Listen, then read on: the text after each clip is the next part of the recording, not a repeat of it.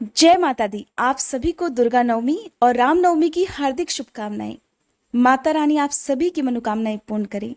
आज के इस वीडियो में आप जानेंगे माँ सिद्धिदात्री की पूजा विधि, पूजन मंत्र और कथा के बारे में। सनातन धर्म में नवरात्रि के 9वें दिन माँ सिद्धिदात्री की पूजा अर्चना की जाती है।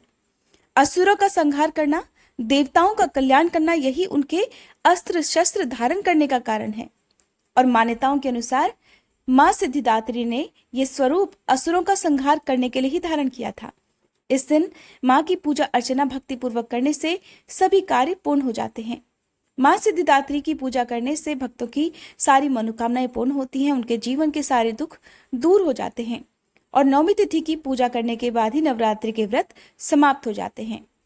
इस दिन जो लोग उपवास रखते हैं और जो लोग अष्टमी के दिन कन्या पूजन नहीं करते हैं, वो नवमी तिथि के दिन कन्या पूजन करते हैं, कन्याओं को भोजन कराते हैं और अपनी अपनी सामर्थ्य के अनुसार उन्हें भेंट उपहार आदि देते हैं। और तभी माँ नवरात्रि की पूजा को, नवरात्रि में किए गए व्रतों को स्वीकार भी करती हैं।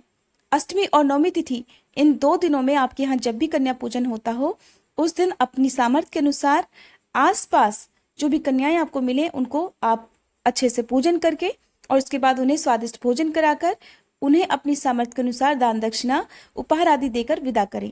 पुराणों के अनुसार भगवान शिव ने भी माँ सिद्धिदात्री की कृपा से ही सिद्धियों को प्राप्त किया था। माँ सिद्धिदात्री हमेशा कमल के पुष्प पर विराजमान रहती हैं और माँ के इस रूप की पूजा केवल मनुष्य ही नहीं बल्कि सिद्ध, गंधर्व, यक्ष, देवता और असुर भी करते हैं। संसार में जितनी भी वस्तुएं हैं, जो भी मनोवांछित इच्छा है, उन सभी को पूर्ण करने के लिए, सही तरीके से प्राप्त करने के लिए नवरात्रि के 9वें दिन माँ सिद्धिदात्री की पूजा की जाती है। और जब भगवान शिव ने माँ सिद्धिदात्री की पूजा की थी, उनकी आराधना की थी, तब माँ सिद्धिदात्री की कृपा से भगवान शिव को आधा शरीर देवी का और आधा शरीर नर का प्राप्त हुआ, जिस कारण उन्हें अर्धनारीश्वर नाम से पुकारा जाता है।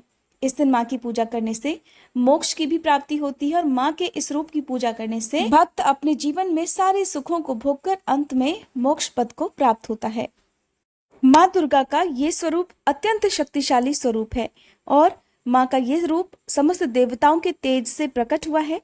असुर महिषासुर के अत्याचार से परेशान होकर सभी देवगण भगवान शिव और विष्णु भगवान के समक्ष सहायता हेतु गए। तब वहां उपस्थित सभी देवगणों से एक एक तेज उत्पन्न हुआ और उस तेज से एक दिव्य शक्ति का निर्माण हुआ, जिन्हें सिद्धिदात्री के नाम से जाना गया है। 4 भुजाओं वाली माँ ने अपनी भुजाओं में शंख, चक्र, गदा और कमल का पुष्प धारण किया हुआ है। ये कमल के पुष्प पर विराजमान रहती हैं और इनके गले में सफेद फूलों की माला और मस्तक पर दिव्य तेज रहता है। इनका वाहन सिंह भी है। और माँ की पूजा अर्चना करते समय आपको कुछ बातों का ध्यान रखना चाहिए, जैसे कि नवरात्रि का 9वां दिन है, अगर हो सके तो आज के दिन 9 प्रकार के भोग माँ को अर्पित करने चाहिए, 9 प्रकार के फूलों से माँ की पूजा करनी चाहिए। और यदि संभव ना हो तो आप अपनी सामर्थ्य के अनुसार जो कुछ भी आपसे बन पड़े उसी को श्रद्धा और विश्वास के साथ माँ को समर्पित करना चाहिए। दुर्गा सप्तशती के सिद्ध कुंजी का स्तोत्र और देवी सूक्त का पाठ आज के दिन किया जाता है। इसके अलावा ओम ह्रीं क्लीं चामुंडाय विच्चय नमो नमः, इस मंत्र का जाप करते हुए आपको हवन करना है। आप चाहें तो अपने आप भी घर पर हवन कर सकते हैं। माँ सिद्धिदात्री की पूजा के दिन जो लोग कन्या पूजन करना चाहते हैं, उन्हें सुबह के समय सारी पूजा संपन्न कर लेनी चाहिए और उसके बाद हवन आदि जो भी करना है वो भी संपन्न कर लेना चाहिए। फिर आप कन्याओं को अपने घर पर आमंत्रित करें, कन्याओं का पूजन करें और उसके बाद उन्हें भोजन कराएं। उसके बाद जो लोग आज के दिन व्रत खोलना चाहते हैं, व्रत पारण करना चाहते हैं, कन्याओं के पूजन के बाद आप किसी गौ माता को आसपास जाकर गौ माता को गौग्रास खिलाएं। अगर गौ माता ना मिले तो किसी कुत्ते को आज के दिन जो भी भोजन है वो आप जरूर दें और उसके बाद आप अपना व्रत खोलें, क्योंकि कन्याओं के पूजन के साथ एक बटुक भैरव की भी पूजा होती है। तो अगर आज के दिन आप किसी काले कुत्ते को मीठी रोटी या जो भी आपने भोजन बनाया है उसमें जो भी प्रसाद रूप में वो कुत्ते को आप खिला सकते हो वो आप खिलाएं। ऐसा करने से माँ के साथ साथ आपको बटुक भैरव का भी आशीर्वाद प्राप्त होगा। माँ की जो पूजा आपने की है 9 दिन, उसमें जो कलश विसर्जन की जो विधि है या जो आपने माँ को पुष्प चढ़ाए हैं या प्रसाद आपने चढ़ाया, उस सब की जानकारी आपको हमारे चैनल पर अपलोडेड दूसरी वीडियो में मिल जाएगी। अगर आपने कलश विसर्जन की या कन्या पूजन की वीडियो नहीं देखी है तो आप उस वीडियो को भी देख सकते हैं।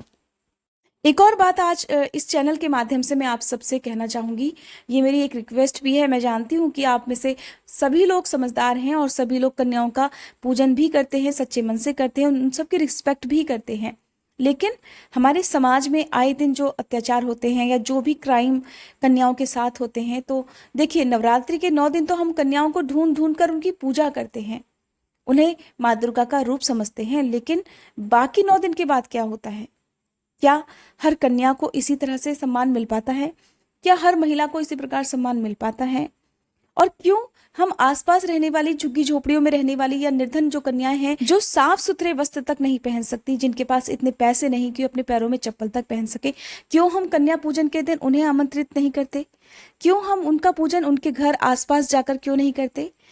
क्योंकि हमें शर्म आती है, हम कन्याओं का पूजन करना ही नहीं जानते। देखिए, जो लोग धनवान होते हैं, जो सक्षम होते हैं, उन कन्याओं का पूजन तो हर कोई कर सकता है, और मैं ये नहीं कहती कि उनका पूजन नहीं करना चाहिए।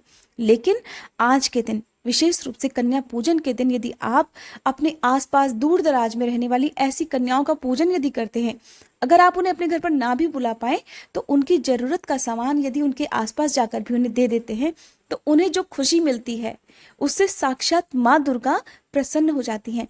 और आपको खुद एहसास होगा कि आपके अंदर कितना बड़ा बदलाव आया है। आपको खुद पता चलेगा कि कन्या पूजन का जो सही मतलब है वो आज आपको पता चला है। अगर हो सके तो कन्या पूजन के दिन, चाहे अष्टमी तिथि के दिन, चाहे नवमी तिथि के दिन, आप ऐसी कन्याओं को कुछ ना कुछ भेंट की सामग्री जरूर दें। चाहे उन्हें वस्त्र दें, उन्हें खाने पीने की कोई चीज़ दें, कोई खेल खिलौनों की चीज़ें आप दे सकते हैं। अगर आज के दिन नहीं दे सकते तो आने वाले कुछ दिनों में जब भी आपको लगे, तो इस शुभ काम को, इस नेक काम को आप अपने हाथों से जरूर करवाइएगा। और हो सके तो अपने घर के बच्चों से भी ये काम करवाइएगा, ताकि उन्हें भी पता चले कि हमारे आसपास कितने जरूरतमंद लोग रहते हैं। हमारी थोड़ी सी मदद उनके लिए बहुत बड़ा चमत्कार साबित हो सकती है। आइए जान लेते हैं माँ सिद्धिदात्री के पूजन मंत्र और आरती के बारे में। साथ ही आप जानेंगे कि माँ सिद्धिदात्री की कौन सी कथा आज के दिन सुनी जाती है। माँ का मंत्र है ओम देवी सिद्धिदात्रे नमः। प्रार्थना है सिद्ध गंधर्व यक्षाद्यैर सुरैरम रैरपि सेव्य माना सदा भूयात् सिद्धिदा सिद्धिदायिनी। माँ का स्तुति मंत्र है या देवी सर्वभूतेषु माँ सिद्धिदात्री रूपेण संस्थिता नमस्तस्यै नमस्तस्यै नमस्तस्यै नमो नमः। आज के दिन माँ सिद्धिदात्री की पूजा में हलवा, चने, पूड़ी और नारियल का भोग लगाया जाता है। इसके अलावा आप अपने सामर्थ्य के अनुसार मौसमी फलों का और मिठाइयों का भोग भी माँ को लगा सकते हैं। माँ को तिलक लगाकर, धूप दीपक जलाकर माँ की पूजा की जाती है। माँ को सफेद रंग के पुष्प अर्पित किए जाते हैं। सफेद पुष्पों के अलावा आप माँ को लाल या गुलाबी रंग के पुष्प भी अर्पित कर सकते हैं। फिर विधिवत पूजा करने के साथ ही आपको व्रत की कथा पढ़नी या सुननी चाहिए, और इसके साथ ही आपको सबसे अंत में आरती करके क्षमा याचना करनी चाहिए। आइए जानते हैं माँ की आरती के बारे में। आप ऊपर स्क्रीन पर भी माँ की आरती पढ़ सकते हैं। आरती हमेशा कपूर जलाकर ही करनी चाहिए, जैसा कि आपको हर वीडियो में बताती हूँ, क्योंकि कपूर जलाने से घर में एक तो सकारात्मकता आती है, घर की नेगेटिविटी दूर होती है, और कपूर जलाकर आरती करने से माँ भी प्रसन्न होती है। आरती के बाद अब आइए जान लेते हैं माँ सिद्धिदात्री की कथा के बारे में। आज की कथा प्रारंभ करने से पहले आपसे अनुरोध है कि कमेंट बॉक्स में जय माता दी जरूर लिखेगा। साथ ही आप आने वाले समय में, यानी कि कलश विसर्जन के अगले दिन से ही पहले की तरह श्रीमद् भागवत महापुराण की कथाएं भी हमारे चैनल पर सुन सकते हैं, जो कि किसी कारण से हमने सुनाना बंद कर रखी थी। पौराणिक मान्यताओं के अनुसार माँ सिद्धिदात्री की पूजा करने से ही भगवान शिव को अर्धनारीश्वर रूप प्राप्त हुआ था। और अर्धनारीश्वर रूप में भगवान शिव को हम देखते हैं कि उनका आधा शरीर स्त्री का और आधा शरीर पुरुष का है, और ये अवतार महिला और पुरुष दोनों की ही समानता का संदेश देता है। यानी कि समाज, परिवार तथा जीवन में जितना महत्व पुरुष का होता है, उतना ही स्त्री का भी है, और एक दूसरे के बिना इनका जीवन अधूरा है, और ये दोनों मिलकर ही एक दूसरे को पूरा करते हैं। पौराणिक कथा के अनुसार जब ब्रह्मा जी को सृष्टि के निर्माण का कार्य सौंपा गया था, तब तक भगवान शिव ने सिर्फ विष्णु भगवान और ब्रह्मा जी को ही अवतरित किया था।